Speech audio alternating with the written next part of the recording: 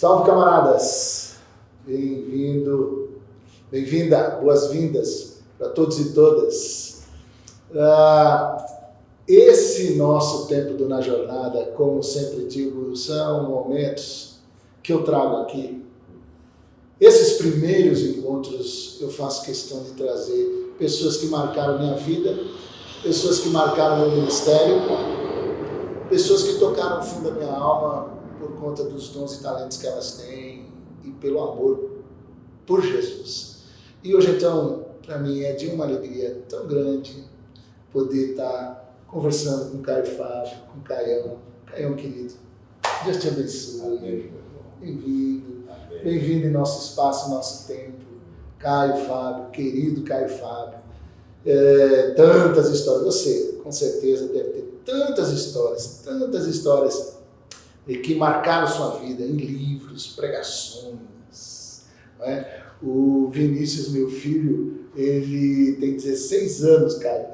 O Vinícius, ele pega as pregações suas, aquelas que agora, inclusive, estão saindo, você tá as tuas com aqueles paletós de ombreira, então o Vinícius sai com essa. Aê! Pregador de paletó de ombreira, pregador raiz. E tira a onda, fala assim, ó, o Caião aí. Então, meu filho com 16 anos já curte você por conta ele vê em mim o carinho que eu tenho por você. Amém. É muito querido mesmo. Você Obrigado. sabe disso, o quanto eu gosto de você. Obrigado, meu irmão. Muito bom ter você Sempre aqui. soube. Isso. Muito bom ter o Caio aqui. E a ideia é fazer esse bate-papo, trocar essa ideia, falando sobre essas belezas, essas coisas preciosas da simplicidade do Evangelho, e para que você conte um pouco da sua vida. E a gente bata esse papo, converse um pouco, e você conheça um pouco mais o Caião na vida dele, na paixão dele por Jesus, na relação dele com Jesus, nesse aprendizado, esse homem que foi sendo formado por Deus, pelo Espírito Santo, por meio de tantas coisas, por meio de tantas situações, circunstâncias, pessoas, mundos, ambientes. E eu fico já com a primeira pergunta, Caião, que é aquela coisa assim mesmo da memória afetiva da sua família, que eu acredito que é ali mesmo que surge os primeiros mestres, né? As primeiras mestres que vão surgindo ali na sua família e no seu ambiente familiar e que vão fazendo com que o Caio comece a se descobrir Caio Fábio. Como é que é isso aí, Caio? Fala pra gente um pouco o começo dessa história afetiva. Olha só, as pessoas têm que ter fé para entender o que eu vou dizer. Quando a gente lê aquelas cartas todas de Paulo, e ele tem uma convicção que se você não entender pela fé o que ele está dizendo, parece algo de um narcisismo total.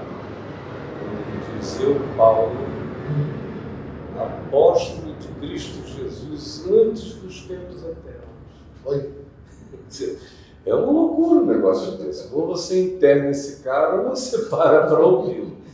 Mas eu nasci no dia 15 de março de 1955 e meu pai era agnóstico, minha mãe presbiteriana. Bom, no fim daquele dia, meu pai entrou no quarto e a enfermeira me colocou nos braços dele e ele pediu que ela se retirasse, ele ficou sozinho no quarto e ele disse que estava entardecendo e deu uma vontade enorme nele de chorar e de me oferecer. Só que ele não sabia a quem me dedicar. Olha, isso. A quem me dedicar.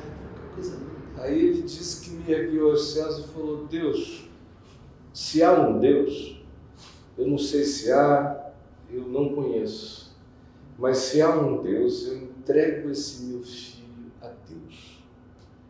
E peço que ele não seja um sacerdote proibido de se casar. É só o que eu peço. Quero que ele seja um homem capaz de amar uma mulher, de amar seus filhos e que a vida dele seja dedicada integralmente ao anúncio daquilo que pode fazer bem aos homens, que é a oração dele. E eu não agnóstico. E eu só fiquei sabendo dessa oração no dia que eu estava sendo ordenado ao ministério presbiteriano aos 21 anos de idade em Manaus. Ele viveu aqueles anos todos com isto, só ele e ele. Minha mãe não sabia, ninguém sabia. Ele perdeu tudo, ganhou tudo, se converteu em 1967, lendo a Bíblia sozinho, sem academia, lendo a Bíblia, o Novo Testamento sozinho, sem monitoramento. Ele chegou a uma conclusão súbita, que as pessoas demoram e às vezes morrem sem chegar. Ele concluiu no mesmo dia que ele começou a ler às 2 horas da tarde o Evangelho de Mateus. Quando ele chegou a João 19, isso era por volta de 3 horas da madrugada. E ele disse que tomou uma consciência absurda de que ele tinha sido a razão de Jesus morrer. Ele falou, não foram os judeus, não foram os romanos, não foi a humanidade, eu sou a humanidade inteira naquela cruz. Que incrível! E se ajoelhou, chorando na cozinha de casa, e pediu a Jesus para perdoá-lo. A arrogância, a vaidade, a altivez, um monte de coisas que eram características da vida dele. Ele era um homem extremamente inteligente, portanto, profundamente cansado, desgastado com a burrice humana, e tinha tido um monte de problemas na Revolução do Golpe Militar, e fez inimigos por causa disso, de modo que ele se ajoelhou e falou, Jesus, perdoa os meus pecados. E ele disse que então dentro dele retumbou uma voz que dizia, e tu perdoas os teus inimigos? E ele, por favor, Jesus, me perdoe, aquela voz retumbando dentro dele. Até que ele disse, eu perdoo todos. Levantou, era Natal de 1967. E ele mandou 8 cartas para os inimigos, dizendo, aquele que disse, eu sou o caminho, a verdade e a vida, me concita vir à tua presença, te pedir perdão por todos os erros que eu possa ter cometido contra ti e te garantir que tu estás perdoado de todos os erros que cometeste contra mim. Em nome de Jesus, Caio. Aí ele assinou um testamento de graça e nunca mais foi outro homem.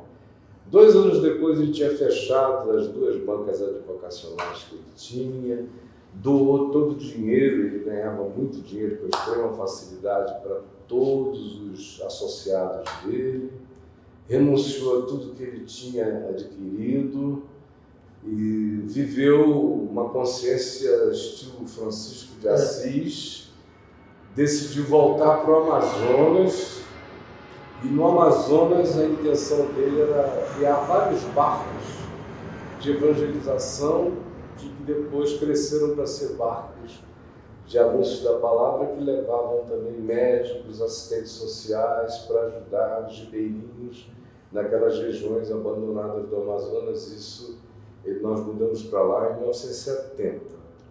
E ele fez isso e esse trabalho está lá até hoje, cresceu, ficou enorme, é dirigido já há alguns anos pela Igreja Presbiteriana Central de Manaus, onde foi pastor e pastor emérito até morrer. E eu assisti isso tudo, fiquei impactado, grato a Deus, porque meu pai era um milagre impossível de acontecer. Pela mente dele parecia ser inalcançável por homens, só por Deus. E eu fiquei tão grato que foi a minha primeira série de pregações na vida, aos 13 anos. 13 anos? 13 anos. Eu estava num culto, o reverendo Antônio Elias, que todo mundo da antiga conhece, um homem maravilhoso, e nós estávamos nos congregando na igreja dele, que era perto da nossa casa, em Niterói, em São Francisco, ao lado da casa do Ricardo Boechat. Eu já conheci o Boechat, a gente já era amigo de bola, tempo ali. E aí o reverendo me viu derramando lágrimas quando ele falou do que tinha acontecido com meu pai. Aí ele falou: estou vendo aqui o filho do Dr. Caio, o Caio Fábio, chorando, e eu queria pedir para ele vir aqui à frente fazer uma oração de gratidão pela conversão do pai dele. Aí eu fui lá e, olha, foi como falar em outras línguas. A minha mãe e meu pai ficaram aturdidos com o que eles viram. Um garoto de 13 anos, que não tinha nenhuma história pública com aquilo ali. A minha oração foi uma pregação de gratidão, de louvor. E eu não me lembro de absolutamente nada, não é hoje que eu não me lembro que eu estou velho, era a época, eu também não me lembrava, foi um transe. E o reverendo ficou tão impressionado, o reverendo Antônio Elias. Isso era uma quarta-feira, ele falou: você prega domingo à noite? Olha. Aqui para nós na igreja. Eu falei: eu, reverendo, Deus me livre. Mas que homem é esse? E aí, o Antônio Elias. O Antônio Elias. Você prega domingo à noite? Aí eu fui para lá domingo à noite, tremendo, assim, meu Deus, o que eu vou fazer aqui? E ele me chamou, me deu a palavra, e eu vi que quando eu abri a boca, acabou todo o nervosismo, acabou tudo, parecia que eu não precisava pensar no que eu ia dizer. Veio de novo aquele derramar, borbotões. E foi um negócio tão impactante que aquele povo todo começou a chorar. Havia vários pastores nesse dia assistindo a reunião, e eu saí dali com uma agenda cheia para 6 meses. Pronto, para pregar. E preguei em tudo que é lugar, e era a mesma coisa, eu não repetia nada, eu ia pregar uma mensagem nova. É isso. E depois de 6 meses eu olhei para aquilo e falei: isso aqui não é verdade. A mensagem é verdade, mas eu não sou verdade ainda para esta mensagem. Eu não sou verdade para esta mensagem. A mensagem é verdade para mim, mas eu não me tornei verdadeiro para ela. Aí eu comecei a ver aquele monte de meninos da igreja empolgados com o movimento de renovação espiritual à época, na década de 60. Os presbiterianos estavam se renovando, os batistas já tinham se dividido, era aquela coisa toda. E eles estavam empolgados, querendo falar em línguas, profetizar. E eu comecei a ver a carnalidade geral daquela moçada que estava usando profecia para cantar as meninas, línguas aprendidas, isso e aquilo. Eu falei: não vou ficar aqui. Eu estou novo demais para entrar num circo de imitações. E falei para meu pai e minha mãe que eu não queria mais. E aí eu tinha parado de fumar maconha por causa da conversão do meu pai, parado de fumar cigarro, aquelas coisas bem do passado. E aí voltei de novo para tudo, aí piorei a coisa inteira e fui adiante, tudo muito precoce na vida. Adolescência, uma fase da adolescência também, não? Aí mas era um pouco mais do que adolescência. Eu não andava com adolescente, eu não gostava de adolescente. Todos os meus amigos eram 5 anos, 6 anos, 7 anos mais velhos do que eu. Então eu nunca convivi com esse adolescente. Eu sempre achei adolescente muito bobo. Meu negócio era partir para as cabeças. E aí você enlouqueceu. Geral, só pô, eu tenho amigos íntimos que hoje são carcereiros, amigos íntimos que morreram de assassinatos para todo lado. Tudo queridinho. Tudo, gente da bola, gente da safadeza geral. Amigos queridíssimos que morreram durante a minha adolescência, mortos pela polícia, como Zé Bundinha, lá em Niterói, e vários outros. Aí papai entra nessa de ir para Manaus, para Amazonas, para pregar. Lá fui eu morto de revolta nesse período todo. E cheguei lá com aquela revolta enorme, aí a vida explodiu de um outro modo para mim. Porque lá em Manaus, naquele tempo, esses sobrenomes familiares tinham um peso enorme. E meu avô tinha sido prefeito, governador, vice-governador, presidente da Assembleia, todo mundo nos conhecia, me conhecia o meu pai como advogado importante, de modo que do dia para a noite eu estava dentro dos iates, das vidas de ricos, e tudo foi um boom numa outra direção.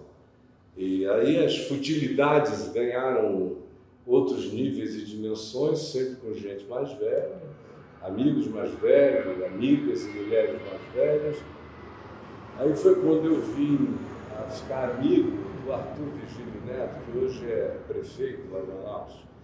Moramos juntos lá um tempo, ele me levou para o Rio, para a Academia Grace. Fiquei na casa do Arthur alguns meses, depois fui morar com o Reison Grace na academia, ali de Copacabana. E era luto o dia inteiro e as meninas à noite. Direto, todo dia. Nunca parei a utilização das demais coisas que a família Grace era contrárias a ela, mas ao mesmo tempo sempre tem uma hipocrisiazinha, mesmo uma hipocrisia Grace, de uma moça que não diz nada para ninguém, mas me dá um pouquinho aí. Isso 70 e pouquinho, 71, 72, esse período, né? 73. Aí em 73, no Rio, em Copacabana, no auge da Lei de Segurança Nacional para todos os lados, você levando batida na rua o dia inteiro, e quem quer que fosse usuário de qualquer tipo de drogas era preso junto com presos políticos, era considerado crime contra a segurança nacional. Aí eu escapei várias vezes assim, mas vários amigos meus, 35 amigos meus, mais ou menos, foram para Ilha Grande, alguns ficaram lá anos, outros escaparam porque as famílias eram ricas, aí pagavam lanchas e guardas para abrirem a porta para eles fugirem à noite, coisas assim. Quando eu vi que eu inevitavelmente ia parar lá, eu falei, deixa eu voltar para casa, para Manaus, para papai e mamãe, né? Aí voltei, cheguei lá no meio de 73, decidido a mudar de vida e eu não sabia como. Aí eu falei, bom, eu vou fazer 3 coisas normais. Pode ser que fazendo coisas normais a minha vida ganhe eixos e trilhos. Aí eu falei, vou namorar, porque eu nunca namorava, eu só tinha muitas mulheres, mas não queria nada com namoro. Eu falei, vou namorar, vou arranjar um emprego e vou voltar a estudar, fazer meu curso. E fui concluir meu curso de edificações na Escola Técnica Federal, de Engenharia Civil Técnica. E comecei logo a trabalhar na prefeitura e logo depois eu abri uma firma para fazer extensão de casas. O indivíduo queria uma extensão na casa dele, a minha especialidade naquele tempo, enquanto eu estudava, era fazer extensão. Não tinha muito cálculo, nem nada. Como meu pai também era uma espécie de engenheiro civil, eu tinha aprendido a fazer cálculo até o 2º andar, casas de 2 andares, eu fazia legal. Se tinha um amigo meu engenheiro que conferia, via se estava certo e assinava, acompanhava a obra uma vez na semana e eu dava lá alguma coisinha para ele. Aí eu fui, mas uma angústia brutal crescendo dentro de mim, até que eu entrei numa crise suicida mesmo. Eu já vinha com essa crise há um ano. No tempo que eu morava na casa do Arthur Virgílio Neto, era um duplex ou triplex na Aires Saldanha, em Copacabana. Muitas vezes eu fui para a laje do edifício e botava metade dos meus pés para fora e ficava pedindo que um vento me soprasse, porque eu mesmo não tinha coragem de pular. Mas era uma agonia, uma essa agonia. experiência sua, hoje em dia, cada vez mais, um testemunho fundamental para muita gente, você sabe disso. Muita gente. muito queridos. E eu vivi isso anos e anos depois com um filho meu, com o Lucas, mas isso é uma outra história. Aí, pois bem, eu já vinha com aquela pulsão suicida até que no dia 18 de julho de 1973 eu tomei uma decisão radical. Falei, não dá para viver com essa angústia, ela está me matando, me consumindo. E naquele tempo não tinha essa coisa de procura diagnóstico disso, daquilo, senão alguém iria dizer, obviamente, que eu era borderline e tentar me medicar, eu não iria querer tomar medicação do jeito que eu era, eu queria ficar aceso mesmo. E eu falei, eu vou atrás de uma arma, porque eu não quero estourar a minha moto contra um paredão. Assim, aquelas motos que atingiam 160, 170, 180 facinho, elas fecham o olho e acelera. Você passe dessa para outra, ou para nenhuma, mas sem saber de nada.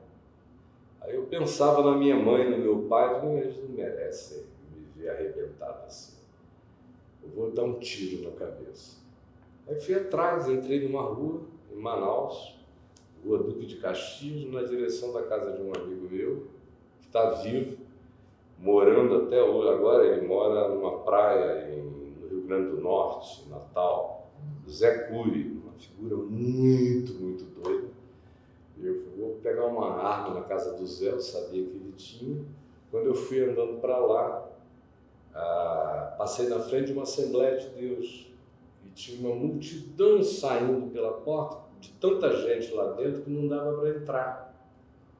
Aí forçaram-me a parar a moto e de repente eu vi um garoto pegando o meu braço e dizendo, eu sou seu colega de turma, lembra de mim? Eu falei, eu lembro de você sim. Aí ele falou, pois é, cara, você está com um ar de quem quer morrer. Assim? Assim. Eu falei, é no mínimo morrer que eu quero. Se tivesse alguma coisa para além da morte, eu queria também. Eu quero com mais intensidade. Né? Aí ele pegou e falou, pô, dá uma chance ao Evangelho. Olha que bonitinho. Sem saber que eu sabia o que era o Evangelho. Ele só não tinha sido para mim ainda. Aí ele disse, encosta aqui, entra, eu te levo lá. Aí me levou para um mezanino, uma reunião de loucos, gritando, aquela loucura de, meu Deus, isso aqui é muito doido. E olha que eu pensava que o doido era eu. Cheguei lá com não sei quantas coisas na cabeça e ainda me senti sóbrio perto da loucura do culto. Do meu lado tinha um cara muito forte, com uma criança. Aí o pregador dizia qualquer coisa, ele gritava, oh, eu não é! E sacudia aquela criança aqui. E o menino, e eu olhando para um lado, todo mundo prestando atenção em nada. Falei, meu Deus, onde é que eu vim parar? De repente, o pregador disse, alguém aqui sabe por que no alto da cruz de Jesus havia uma epígrafe escrita em hebraico, latim e grego, esse é Jesus o Nazareno, rei dos judeus? Aí aquilo me chamou a atenção, foi interessante, eu não sei. Por que tinha que ser naquelas 3 línguas? Por que fizeram isso? Aí ele respondeu lá, a moda bem pentecostal. E sem levar em consideração as razões político-culturais, ele respondeu logo na perspectiva soteriológica. Aí ele falou, é porque o mundo inteiro precisava saber, e o mundo só saberia naquele tempo se fosse daquele jeito, porque o latim era a língua política dos romanos, o grego era a língua do pensamento e da filosofia, e o hebraico era a língua da fé monoteísta. O mundo inteiro, em todos os lugares, tinha que saber que ali estava o centro de tudo, o Filho de Deus. Ele falou com as palavras dele, mas eu fui entendendo, decodificando assim. De repente, meu amigo, foi um boom dentro de mim. E eu me vi fora da Terra. Fora, na estratosfera. Sensacional. e me sentindo como um meteoro largado, uma estrela errante, sem um centro gravitacional, e aquele vazio abissal, abismal diante de mim. Eu comecei a gritar e a chorar e dizer: Jesus, eu preciso da tua força gravitacional. Eu preciso de ti, só tu podes ser o meu sol. Eu preciso ter um eixo para rodar em volta. Senão eu sou um homem perdido, eu não tenho futuro. Me socorre. Aí chorei. Peguei minha moto, rodei até umas 2 da manhã. Fui para a casa dos meus pais, eu nem sempre ia, às vezes eu dormia na casa de amigos, ou isso, para ir em vários lugares, ou meninas. Mas nesse dia eu fui para a casa dos meus pais, me ajoelhei e orei de novo. E falei: Jesus, minha mãe me disse a vida inteira que tu vieste ao mundo buscar e salvar o perdido. Então, se o teu negócio é com gente perdida, eu estou aqui, acho que eu sou um cara ideal para o senhor achar. Aí deitei e dormi. Até 15 para as 6 da manhã, quando eu acordei com gritos lancinantes, minha mente estava lá, mas sem nenhuma possibilidade de controlar meu corpo. Foi uma sujeição demoníaca assistida por mim, me jogando para um lado e para o outro. O que está acontecendo comigo? E aquela coisa me tomando conta de mim, parecia uma sucuri me enrolando, me apertando, me jogando, me debatendo, e eu gritando sem controle sobre aquela coisa que eu assisti e não podia parar, até que meu pai entrou no quarto. Quando ele olhou para mim, e a essa altura ele já era um homem experiente nesses discernimentos, ele olhou para mim e falou: eu não gerei filhos para serem habitação de demônios. Eu gerei filhos para serem santuário do Espírito Santo, Caifás, e tu foste consagrado ao Senhor. Sai dele! Quando ele deu aquele grito, eu voltei a mim, assisti tudo. Aí ele falou: vem para minha cama. Impressionante. Vem para minha cama. Aí me botou na cama, entre ele e a minha mãe, eu romano já. E eles disseram que eu fui me encolhendo, fiquei igual um fetozinho ali no meio da cama deles. E quando eu acordei, meio-dia naquele dia, eu falei para minha mãe: olha, eu vou dar uma volta. Aí ela disse: mas seu pai nunca te pediu nada, meu filho, mas dessa vez ele disse que está pedindo para você estar aqui às 6h30 da tarde, quando ele vai voltar. Eu falei: não, diga para ele que eu não só estarei aqui, como eu tenho muita coisa para contar a vocês dois, que vocês não têm a menor ideia do que está acontecendo. Caio, Fábio, olha só, até agora, tudo que você falou, tem uma coisa que eu acho que todos nós precisamos ouvir, prestar atenção, abrir os olhos, que a gente fica muito com esse negócio de que as manifestações do Espírito Santo de Deus, essa singeleza na maneira de o que é tão natural para alguns dos nossos irmãos. Veja só, na sua história, não sei se todo mundo sabe que eu já tinha ouvido algumas, já li inclusive algumas dessas expressões, já vi você pregando lá atrás, quando você falava sobre esse momento seu de conversão. Mas olha quanta coisa extraordinária, a simplicidade da evangelização do amigo que diz: dá uma chance ao Evangelho, o momento onde o Espírito de Deus se manifesta como pregador e você ouve toda essa coisa encantadora, e o momento extraordinário de você com o seu Jesus, tão poético, tão bonito isso que você falou. E no meio de uma viagem, né? Então, eu tinha tomado várias coisas, fumado uns 14 baseados. Então, você estava lá do outro. Aí você veja como o atordoamento das drogas não teve nenhum significado em relação à travessia do Espírito Santo para falar comigo. Isso. O Espírito chegou, falou o coração do cara, e aí o pai, olha só, o pai vai e enfrenta os demônios, os repreende, Aí eu saí. Isso. Saí, peguei minha moto e fui para o meio da mata. Eu tinha duas motos, uma delas era uma motocross. Aí eu fui na cross, entrei no meio da floresta, aquele você tem que ir na moto pulando tocos, isso e aquilo, mas eu sabia que tinha um igarapé lindo, uns 4, 5 quilômetros lá dentro da floresta. Eu fui entrando e até que eu cheguei a um lugar onde a moto não conseguia mais ir, eu a deixei ali, fui a pé, cheguei no igarapé, aquela água cor de guaraná transparente, né? São as águas dos igarapés amazônicos, e eu me batizei sozinho. Olha isso.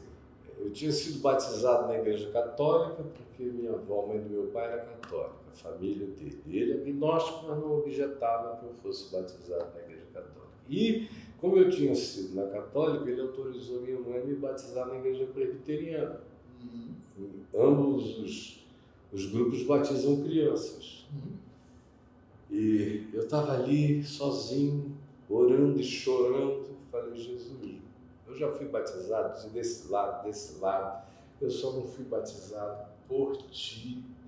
Olha isso. E pelo teu Espírito, de modo que eu sei que eu estou na tua presença, sei que Jesus mesmo não batizava e sim os seus discípulos, mas eu estou pedindo que tu me batizes. E aí eu me joguei para trás. Olha que lindo. Em nome do Pai. Aí fui, aí eu abri os olhos, aqueles buritizais lá em cima, voltava, tomava ar, em nome do Filho.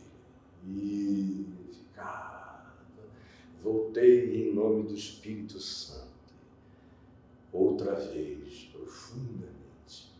Aí saí dali, naquele ímpeto que você vê no Velho Testamento, então o Espírito do Senhor entrou no fulano e ele correu. E eu nunca tinha lido exatamente essas coisas, especialmente o Velho Testamento, mas aquele ímpeto tomou conta de mim. Eu saí numa carreira pela floresta, parecia que eu era Adão, que tinha acabado de ser batizado no Espírito Santo, aquela alegria inexplicável. E aí depois eu fui vendo que estava na hora de voltar para o meu pai. Já 4 horas tinham passado. Eu peguei a moto, fui andando de volta e encontrei uma ex-namorada minha, uma ex-companheira de prazeres, e filha de um general, e que vinha andando num cavalo bonito, já na saída da floresta. Ela e um outro amigo meu, que estavam ficando naqueles dias. Aí eles, saudação para mim, é a antiga. Aquele pegou uma mutuca de maconha. Seu Caio, vamos fumar um baseado aqui, um tarugão, perto do tarugo. Já fui descendo do cavalo, eu parei a moto, fiquei olhando.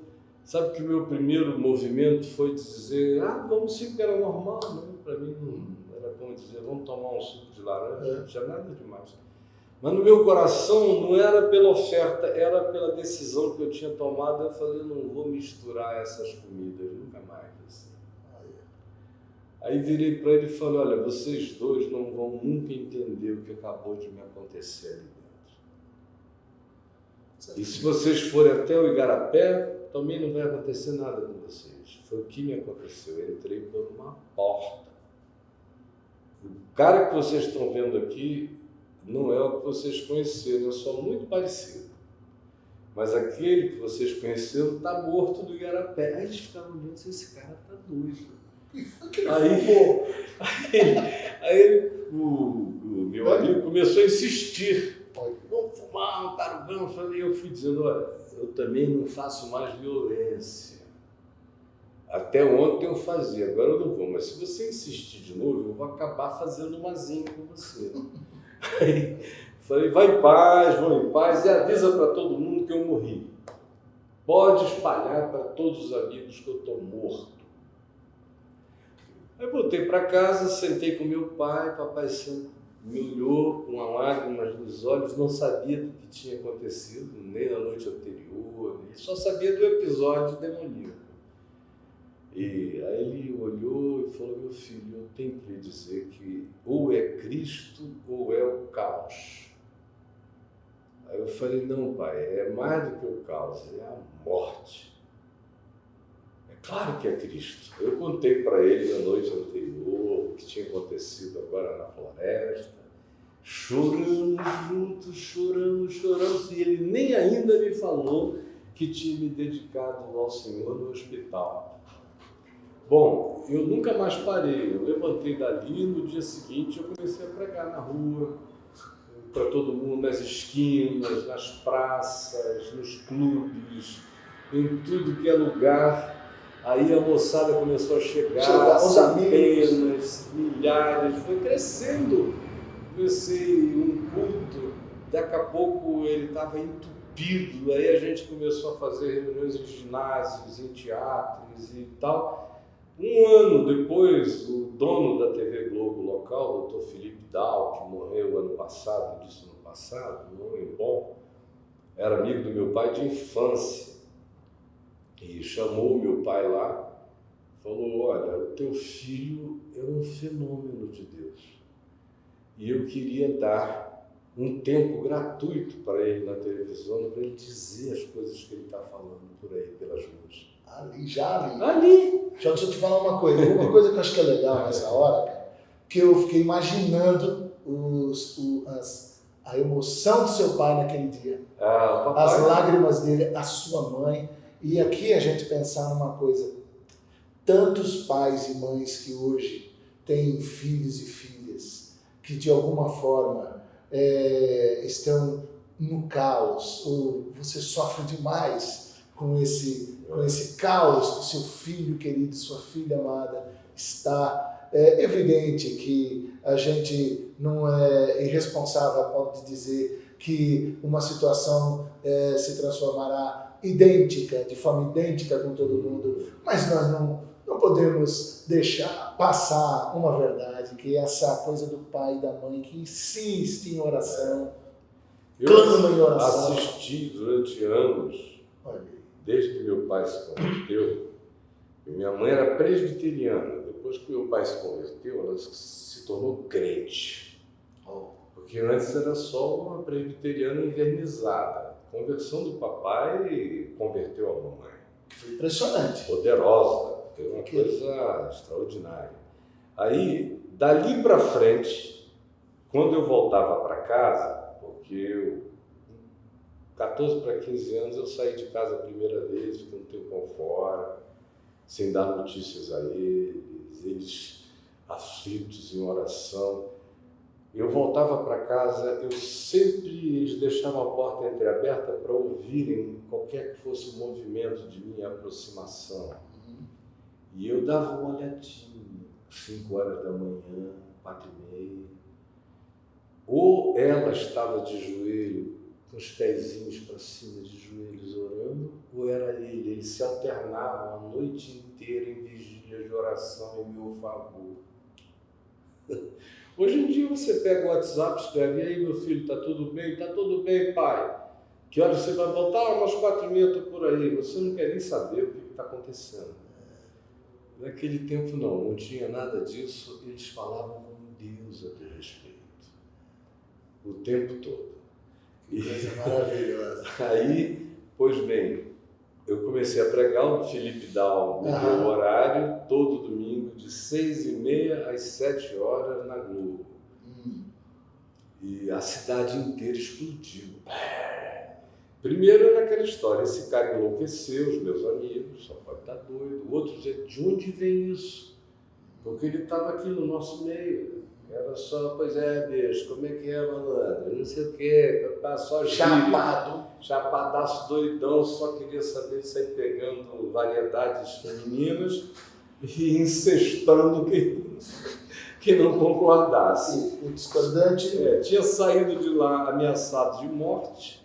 Em 1972, eu bati em tanta gente, filha de rico, filho do governador, filho de proprietários das maiores até hoje, das maiores indústrias da Zona Franca e outras coisas. Isso, ele era chapado e treteiro. E e ameaçado de morte, assim, revólver na cara mesmo, de vários tipos, de várias frentes. Então eu saí de lá em 72 para não morrer, porque eu sabia, e um amigo do meu pai, da Polícia Federal, me disse, olha, ou seu filho sai daqui ou ele não tem mais do que 30 dias de vida, pelo que a gente auscultou na cidade. Que louco.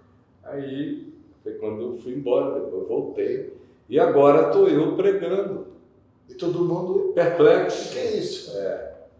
E quem não tinha nenhum relacionamento comigo e nem tinha essa história, abismado e maravilhado como é que aquelas palavras de graça procediam de uma pessoa ainda tão nova. De modo que 1 ano e meio depois eu estava fazendo grandes eventos e aquilo me catapultou de modo que eu nunca fiz força para nada, nunca pedi nada, nunca fui atrás de nada, nunca bati em porta nenhuma. Quando eu vi aquele meu programa, eles mesmos mandaram para a rede amazônica toda, depois começaram a pedir meus programas no Nordeste, eu fui mandando, depois no Sul eu fui enviando. Quando eu vi, já estava entrando em rede nacional. E eu gerava pelo satélite de Manaus. Olha aí. Até hoje foi a primeira vez que um programa sistematicamente foi gerado, lá nos anos 70, de Manaus para o resto do país. Aí, quando nós chegamos em 1980, eu já tinha rodado tanto esse país pregando, que eu tive que mudar para o Rio, porque Manaus era praticamente um outro país em relação a custos de avião, dificuldade de transporte. Naquele tempo, para eu ir pregar em Porto Alegre, morando em Manaus, eu fazia 17 horas de viagem. E você ia de lá para o Acre, e aí do Acre para você ia parando. Depois Cascavel, Foz do Iguaçu, aí você ia para Porto Alegre. Ou então pagava 2 vezes mais o dinheiro que eu não tinha para parar só no Rio, em Brasília e direto. Então foi ficando tão inviável que depois de 7 anos ministrando lá com meu pai, a igreja explodiu e várias cresceram. Houve um avivamento real, de modo que todos os pastores da cidade se uniram em torno do que estava acontecendo. Eu provocava, dizia uma palavra e vinha tanta gente que a companhia telefônica do Amazonas montou um sistema de atendimento gratuito para mim, porque eu estava congestionando o centro da cidade, dando um número só. Aí eles puseram, não me lembro se eram 25, 30 ou 40 telefones de recepção e a gente recebia 8, 10 mil chamados por dia de suicídios, disso, daquilo. Organizamos grupos de visitação para ir nas casas. Era fila lá na porta do meu escritório, parecia um INSS de endemoninhados, possessos, doentes, malucos, era uma loucura. A igreja que meu pai pastoreava, a Igreja Presbiteriana de Manaus, tinha muitas dependências mal utilizadas, de segunda a sexta. Aí eu pedi ao papai para transformar aquilo ali num centro de convergência para hippies. Então, nos 80, 100 a 120 passaram a morar lá. Olha isso. E a gente fornecia alimento e eu passava o dia pregando para eles, e eles fazendo bijuterias e ouvindo a palavra. Daqui a pouco alguém chorava, me batiza, eu batizava o cara. E foram anos a fio, isso foi se espalhando para outros lugares, eu mudei para o Rio. Antes disso eu criei a Vinde, em Manaus, em julho de 1978, Visão Nacional de Evangelização. Era para evangelizar o Brasil. E quando eu mudei para o Rio, foi para colocar a Vinde num lugar mais estratégico para espalhar. Eu queria vir para São Paulo, que eu achava que era o mais lógico, mas o meu coração não queria submeter meus filhos a mudanças muito súbitas em lugares sem o mesmo nível de relacionamento que eles tinham em Manaus. E a família da minha mulher era toda do Rio, e os meus amigos todos eram do Rio de Niterói. Eu falei, bom, eu vou sair de casa para casa. Isso. E foi o que eu fiz. Tanto é que até hoje metade deles mora lá, no Rio e Niterói. E o resto é history. Todo mundo dali para frente acompanhou muito bem. Foi uma vida de uma intensidade enorme. Eu estou com 64 anos, mas vivi um monte de vidas durante esse processo.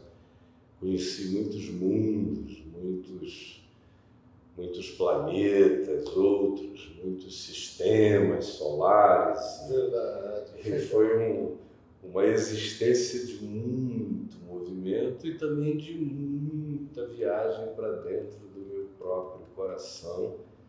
E eu acho que nesse processo todo a coisa mais extraordinária é que eu me converti à consciência do Evangelho, sabendo que das mãos de Jesus ninguém me arrancava. Essa é uma certeza absoluta, eu sou dele, ele vive em mim. Aleluia. Eu já ouvi isso tantas milhares de vezes, de pessoas, como o meu amigo que está agora na vigência por causa do trauma, que é a gente chamava, o apelido dele é Patinho, que é o Ricardo Boechat. E umas 2 ou 3 vezes ele me disse do nada: olha, eu digo para todo mundo que sou ateu, mas eu creio que Deus vive em você. Ele nem mal sabia que estava fazendo uma profissão de fé. Eu creio que ele vive em você. Isso eu ouço a minha vida inteira. Ontem eu ouvi 2 vezes ali no MASP. Sim, ali imagina. Tinha um rapaz que chegou lá, que vinha passando, aí olhou, viu que era eu, entrou. Quando acabou, ele foi lá e falou: deixa eu te dizer uma coisa, eu sou ateu, mas eu te ouço todo dia. E eu só não digo que eu já não sou ateu, com medo de alterar alguma coisa aqui dentro. Porque a palavra que você diz já me traz um conforto estranho. Eu estou preferindo não falar nada. Mal sabe ele que já está acontecendo lá dentro, né? Aí veio um outro que me procurou, veio assim pelo canto, falou: olha só, eu sou agnóstico. Mas comecei a te ouvir faz pouco tempo, eu tropecei em você, tem uma semana e estou aqui contigo. Só para dizer que eu não sei o que vai acontecer comigo, mas eu não vou ser nunca mais a mesma pessoa. Tem um negócio que passa daí, que vaza, que chega, que atravessa, que penetra. E essa foi a certeza que me fez andar por todos os mundos pelos quais eu já andei e que me fará andar ainda por tantos quantos sejam os mundos para os quais Deus me envie com o Evangelho. Isso é patolada. É isso aí, a patolada. Fui convertido por uma patada do leão de Judá. É isso aí. Olha, uma coisa que eu acho bacana nesse nosso papo, isso, nós estamos tendo uns toques aqui que já estão tão maravilhosos aqui, né? Nós vamos chegando pro final, cara.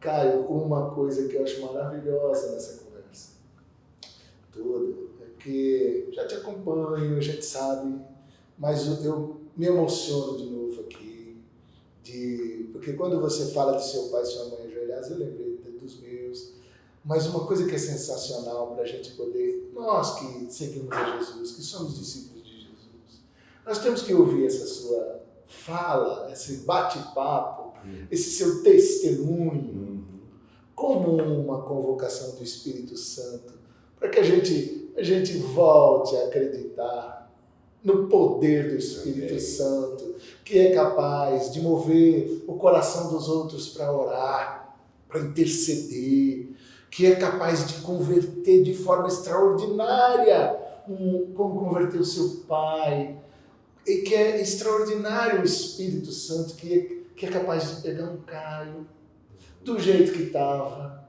e transformá-lo no Caio que Jesus sempre sonhou. Então isso é tão sensacional, essas coisas da oração, da intercessão, da evangelização do menino, da igreja na simplicidade, no jeito, no ambiente dela, não é? E depois entender que se não nascer de novo, não pode ver e não pode entrar no reino de Deus. Para mim a coisa mais maravilhosa é que eu percebi de saída, e antes de me converter eu já sabia, por causa da experiência dos meus pais com Jesus. Eu sabia que Deus ouvia orações. Olha isso. E na vida do meu pai e da minha mãe isso era tão óbvio quanto dizer que você está aqui, que eu estou aqui, era um negócio palpável. Pronto. Eu fui vendo aquele derrame de respostas e eu vivi isso e vivo isso até hoje, vivo todo dia. Minha mulher me diz, eu também creio como você crê, mas é interessante que parece que você tem uma intimidade com essa convicção. Parece até que é tua, né? Você pega aqui, está aqui, mas é assim, eu sei que é assim. Cara, eu nunca esqueci de uma frase tua, várias vezes em algumas pregações, você chegava, me lembro de uma delas emocionado, você falando assim, oração errada é aquela que não é feita. Frase curta. Meu Deus, primeira vez que eu ouvi isso, eu falei assim, eita, o Caio tá no fogo, o Caio tá no manto. A gente sempre pegava você nos seus momentos de rompantes de pregação. Eu lembro dessa pregação, mano. Você estava no Rio, estava ali num hotel que você fazia ali, eu esqueci o nome agora. Você me sai com essa no meio de tudo. Uma frase simples, uma frase curta, oração errada. E falava assim com uma certa raiva, assim, oração errada é a oração que não é feita. Oh, sensacional. Eu nunca esqueci. Não era raiva, era uma intensidade. Uma coisa. O evangelho em mim nunca foi um miado de gato, sempre foi um esturro de onça. Onça da Amazônia. Da Amazônia. Eu não vim ao mundo para sussurrar, eu vim para esturrar. Agora, só para concluir, como eu comecei, sobre meu pai naquele quarto, lá na Santa Casa de Misericórdia de Manaus, me consagrando a um Deus desconhecido. Com 4 anos, eles começaram a ficar assim, olhando, meio interessados, sem entender o que era aquilo. Eu subia em cadeiras e fazia discursos. Aí a família dizia, ele vai ser um jurista, um advogado, ele vai ser isso, vai ser aquilo e tal. Claro que ninguém nunca imaginou o que iria acontecer. Mas depois de tudo, eu me converti fazendo 19 anos, aí vivi os 19 anos com essa intensidade, 20 anos eu já estava na TV para todo lado, e aí os presbiterianos quiseram me mandar para o seminário de Campinas ou para o seminário do Recife, porque a igreja presbiteriana lá, central, tinha 33 membros e no fim de um ano ela já estava com 1.000 e não sei quantos, assim, e só jovens. E a Assembleia de Deus cresceu, a Batista cresceu, todo mundo cresceu. Por isso os pastores ficavam felizes, porque durante anos, décadas, eu terminava o meu programa em Baripense dizendo: procure a igreja evangélica mais próxima da sua casa. Outra frase emblemática sua, todo final do programa. Procure. Às vezes eu fazia isso angustiado, porque eu sabia que no meio de 100, naquele tempo, tinha umas 20, 30 razoáveis, e as outras eram meio esquisitas, mas eu dizia, procure a igreja evangélica. Essa generosidade de não ter... Nunca tive. Não tem disputa, ninguém está aqui. Me converti fora do portão, vivi fora do portão, não vou ficar fazendo proselitismo. Sensacional. Não está em mim. Mas então a igreja presbiteriana quis me mandar 2 vezes, e as 2 vezes eu respondi dizendo: não, obrigado, eu não quero ser pastor institucional. O que você quer ser? Eu digo, nada, eu já estou sendo. Já sou, eu não preciso, eu só vou crescer, eu vou ficar velho, só isso. Isso vai crescer em mim, mas eu não estou querendo nada. Eu lia muito, sempre fui ávido. E aí eles, depois que viram que não tinha solução, me deram uma lista lá de uns 200 livros para ler, que eram os básicos do currículo presbiteriano. Eu já tinha lido todos. Porque meu pai ia me dando, eu já tinha lido as dogmáticas, as teologias sistemáticas, já tinha lido as institutas, já tinha lido tudo. Bancroft, Bearcroft, essa moçada inteira, Barth, que nos seminários presbiterianos da época era heresia, mas meu pai dizia, lê esse cara que ele é legal, Tillich, é legal, lê aqui. Eu fui lendo, encontrando só afinidades. Que maravilha. Nada assim, descoberta, uau, nunca. Eu sempre dizendo, que bom. Poxa, que legal, esse é um irmão, interessante.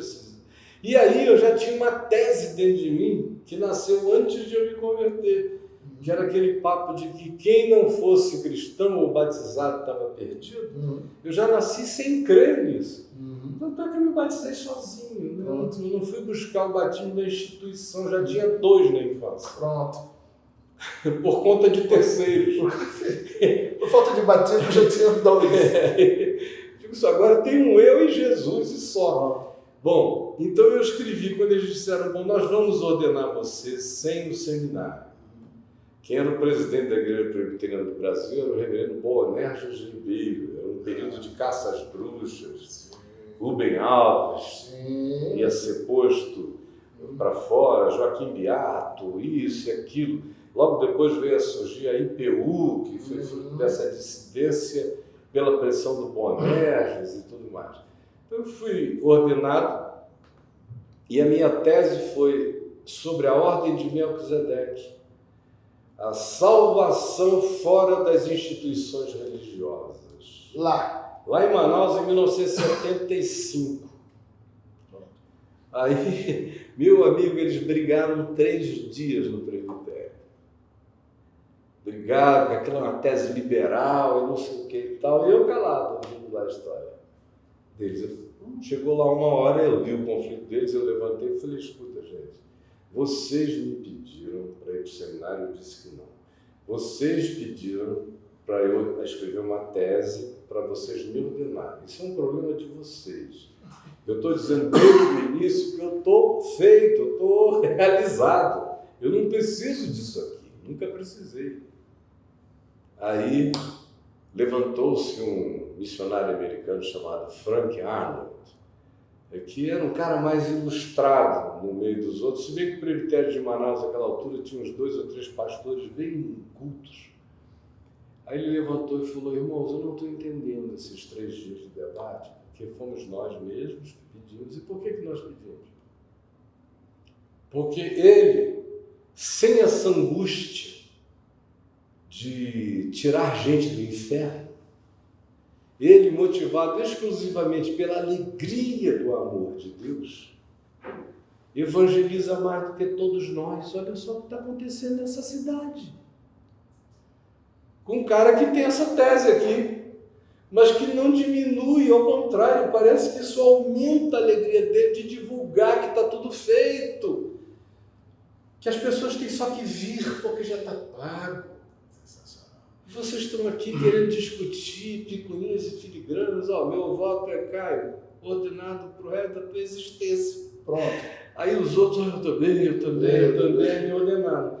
E meu pai pegou minha tese e falou, meu filho, isso é uma coisa linda, mas essa igreja não está preparada para a tua tese. Então, deixa eu te fazer um pedido. Quando você ficar mais idoso, escreva isso. Eles não estarão ainda preparados, mas haverá mais pessoas para te compreender. E de modo que eu vou fazer isso agora. Olha só que spoiler que nós estamos tendo aqui. Esse ano eu faço. Que spoiler lindo. Caio, e fará muito bem para todos nós. Amém. Porque para quem olha para essa realidade, que Deus fez com que você enxergasse isso lá atrás. O pessoal, ele hoje, quando vai, nós sabemos, alguns vão por um caminho, outros vão por outro, outros nem querem saber, abominam, vão continuar abominando, mas essa sua fala, esse seu olhar, essa palavra sábia do seu pai lá, vai fazer um bem incrível para todos nós, como sempre.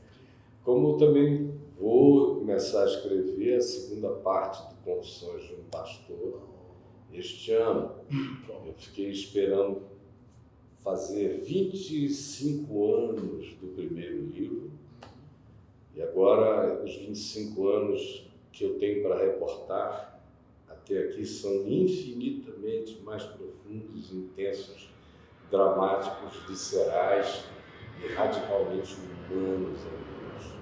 Essa outro spoiler maravilhoso, aqui nós estamos bem demais, sem dúvida, porque esses últimos anos, então nós precisamos agora, Caio, faz rápido, não, faz no tempo, no seu tempo, tentar fazer rápido, mas no seu tempo, porque isso enche o nosso coração. Você tem nos abençoado muito. Amém. E vai continuar nos abençoando. E como é bom, Caio, perceber você sempre teve essa vibe, né? Cada hoje fala vibe. Você sempre teve essa vibe, mas eu não sei, Caio, eu acho que esses últimos meses, pode ser impressão minha, eu vejo o Caio, assim, parece que, falando assim, eu agora vou mostrar, nesses próximos anos, que eu ainda consigo saltar umas muralhinhas. Tá com o coração... Eu tenho saltado muralhas maiores do que nunca dentro de mim. Isso. Porque as grandes muralhas não são fora. Aqui. Dentro de mim eu saltei as maiores, e ao contrário, eu parei de ficar no zigue-zague. E naquela loucura. Vida de Satanás, né? Isso, vida de Satanás. Vida de Satanás, de onde tu vens? Não, tu vais. Rodear a terra e passear por ela. Vida de Satanás. Parei de viver muito vida de Satanás durante 20 anos. E foi quando eu tive que pular as maiores muralhas. Sensacional. Você perder tudo. A moçada não sabe, não aguenta a cutícula. Imagina a ponta da cutícula. A ponta da cutícula. Você sepultar filho, você não ter o que comer, você ser gadarenizado. Então, o que eu vivi antes foi a Disney. A verdadeira vida da eternidade tem a ver com essas muralhas imensas que eu pulei dentro de mim e estou pulando. O que você viu acontecer de uns meses para cá foi a minha necessidade agora de ir ao encontro, não de maneira virtual apenas, porque de maneira virtual eu estou muito bem. Claro. Eu moro num jardim com a mulher que eu amo, sepultei um filho e ganhei 3, parece vida de Jó. Parece vida de Jó, eu só. A restauração da minha sorte é tudo dobrado. E uma alegria, uma paz profunda, uma não necessidade de explicar nada para ninguém. Uma liberdade Isso nossa. é sagrado, meu Deus. Como outro dia eu estava conversando com o Fábio de Mello, que é um querido. Ele brincou e falou: Caio, quando eu virar gente grande, eu quero ter a tua liberdade. Liberdade. Olha que lindo. Quando eu ficar grande, eu quero ter a tua liberdade. Ele me diz que desde menino que me acompanha e tal.